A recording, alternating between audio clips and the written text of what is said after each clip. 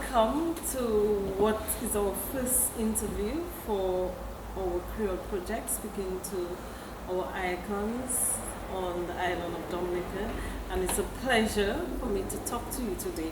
So I'll just ask you to introduce yourself, tell us your name and a little background about what you represent culturally. My name is Gilles Carbon Jno Baptiste, and I'm from the beautiful community of Capuchin. I want to thank you very much for identifying me to be one of your participants doing the interview with you. I can't say I came from a cultural background because my father was a cultural dancer. He sang and danced ballet and danced quadrille. At the time in my life, I just felt so much was happening. The feast of Capuchin and Pennville and Vekas musicians coming to our home and playing the music. As a young person, there was a void. So, with the encouragement and help of a cultural officer, then Daryl Phillip, we put together the Capuchin Cultural Group, which stemmed out of Clifton Capuchin Cultural Group, who did theater. So we kept dancing. We targeted the Clifton Primary School, and I must thank the principal, Mr. Osborne Wallace, at the time. He always availed children and the teachers who were part of the adult group to perform. So we grew and grew, but some migrated. The help of Cultural Division in ensuring that we had our own musicians, the young persons who were living dancing as children, they engaged and became musicians. But to no fault of ours or the Cultural Division, they migrate to higher learning, and we are back to square one. We still function as a Capuchin cultural adult group, no more as children, because the children at the school has dwindled, and so a member of Capuchin Cultural Group who serve as a security guard at the PSS, Portsmouth Secondary School, assist in having a cultural group. And I continue to work with the rest of the primary schools and St. John's Academy. And for me, this is what it is. You love what you do, and you need to pass it on. So I pass it on by the grace of God, your health. Yes, this is well for me. Thank you very much. It's always heartening to speak to people like yourselves who continue to work in the area of our Creole culture and promote our heritage. So why do you think this is important? Because we have different parts of what makes us Dominica, but why do you think, or do you think that, well, I shouldn't say do you think, because it's obviously from what you've said that you do believe that the Creole heritage is important. Why is it important for what we represent as Dominica? When you love your Creole heritage like I do and understand what it is, you just need to pass it on. You cannot be an idle stander. The Creole jokes, the quotes that you give, the songs that you sing, when you speak to the elders, the jokes that they give you about your parents, if you do it in English, it's just not the same. And for me, if you travel, you need to have something unique about yourself. And there's just something distinct about our cultural heritage in Dominica. So I would give anything to speak the language, to teach the language to somebody else, whether it's in song and the dances, and I'm now learning to play an instrument, because I realize that because the young people have to go to higher learning, those of us who are retired and are grown and have kind of settled in Dominica, to keep it alive, we need to get involved and learn to play the instruments to have them there. How do you think we could engage those elderly people to be part of the heritage? In what way can we do it? Well, I would reintroduce them back into it, because some of them, they are retired and now they find they are too grown. It is for their grandchildren. But if you can get them to just learn, not for competition, but for participation in community activities, they'll feel life is worth living. You give them the comfort of going to different communities and meeting other retirees. I believe all that can help in getting them back on board in doing it. Because the truth of the matter, as we go to higher learning, we cannot continue to have children and depending on them for keeping it alive. Those of us who have returned or have decided to remain in Dominica, this is our responsibility. So how did you learn the culture yourself? How did you get involved? Because of my family heritage. And I was a young person in the community. The youth division was very active in giving leadership skills. And I remember Mr. Bernard Bontiff, he used to be our youth officer at the time, North. And we went to leadership training courses in Paybush. And even now, the representative of Paybush, who is now Minister of Culture, she was my tutor then, and I will never forget the things that she instilled, the values, and being a leader. And I did not take on leadership by force or looking for myself. I just, in a little subtle way, there are things to do, I just did them. And then the community start telling me, but you need to do this, you can do that, and we will support you. And it has been like this for a while. And I have since then just slid away to support. Because without leadership, successfully, you cannot do it. I cannot be there until I cannot do it anymore. So and there's a younger person now in the leadership position that I support and encourage whenever needs be. So how easy is it to get the young persons to learn the different parts of the culture that you are involved in? And what strategies do you use? Because I know you said you work mainly with the young people. What techniques? Because I myself work with the young people in the UK and it's really like pulling teeth sometimes. So how easy has it been for you? And what specific techniques you have used or you think we can use to engage our young persons? You avail yourself to the school. When you avail, my experience, when you avail yourself to the schools, the younger the children, you stay with them. And when they leave the primary school, they go to secondary school. Even if their friends or their peers would try to tell them they don't need to be in it, when the music starts, you see them come one by one, and then they become part of the continuation of the group. Some of them will tell you they just want to sing. Some will tell you they want to play instruments, but they are there. But my experience is that if you wait until they are in their teenage years, it's a battle. So if you have someone who can even go to the preschools, yes, because there is something the music does to the children when they are very young. And they learn respect.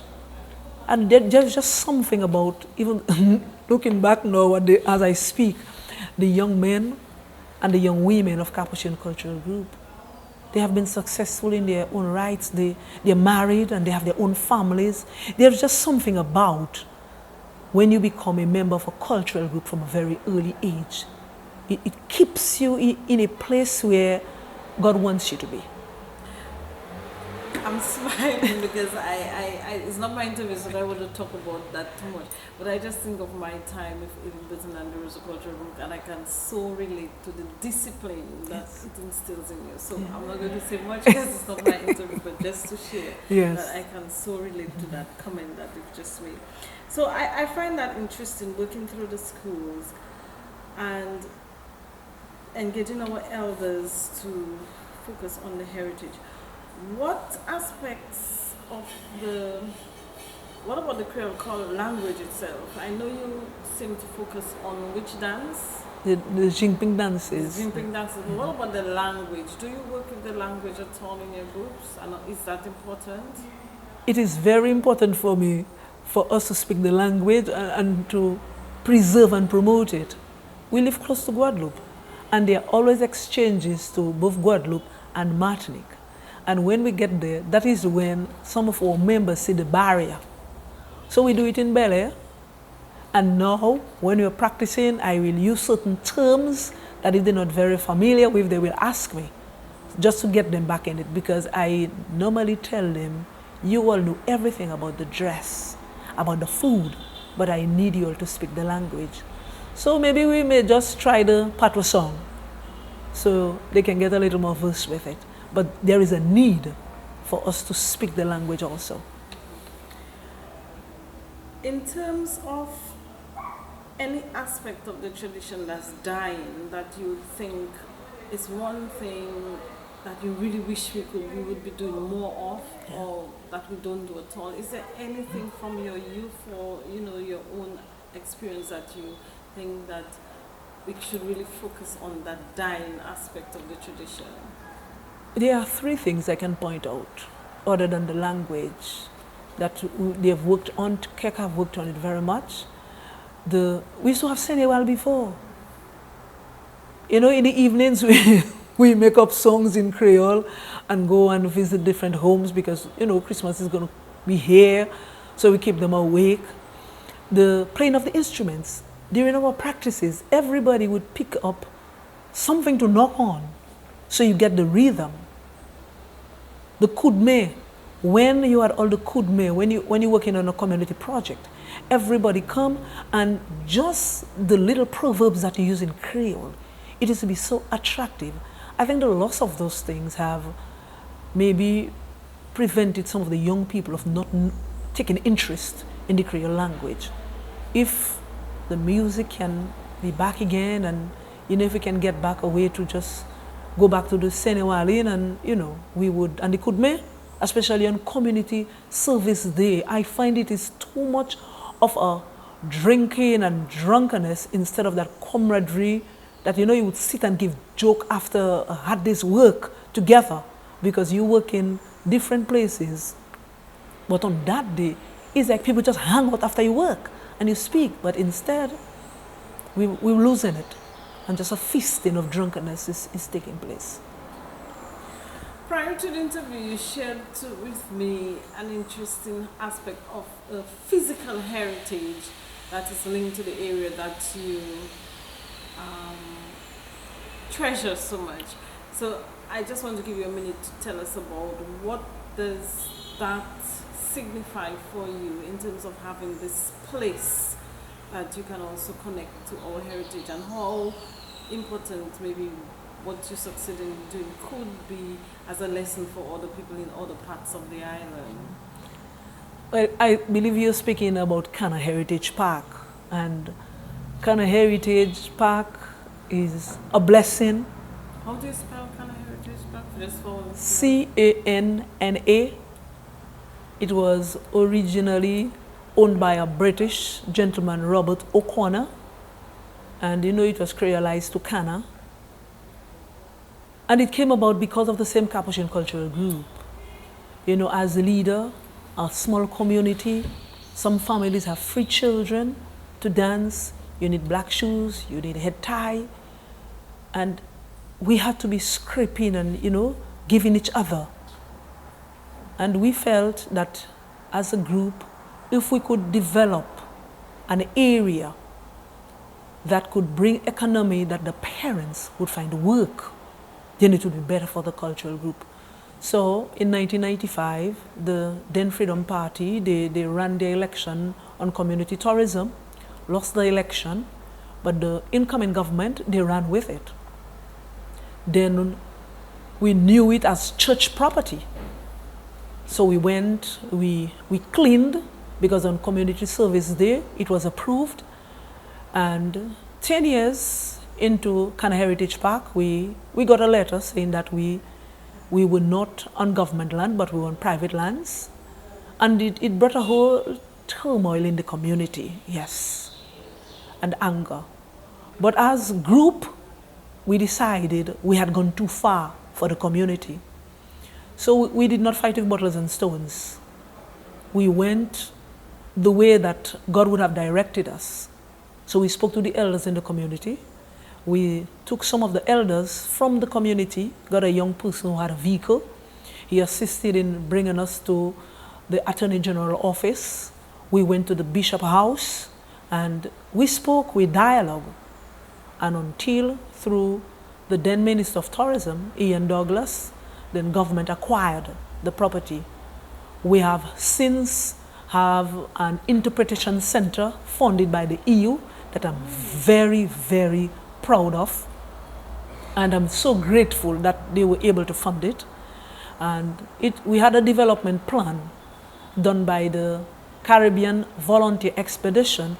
They are professionals from America who comes to lend to the communities for development. Since then, we have had a restaurant as part of the plan. And now it has started to bring earnings. As I speak today, on Saturday the 28th, we'll be having our first wedding. As the interpretation center is representing a chapel, so we are very grateful and we are thankful to the EU for doing funding for our Kana Heritage Park. It has served the community well. Well, thank you very much. That's a good note to end on in terms of the work that you've done, and we just want to thank you for so one last short, succinct message to the people out there about safeguarding our Creole heritage. I just want to tell them, if you have it, you give it. Expect nothing in return, hoping that you will change one life. God is going to do the rest. Thank you.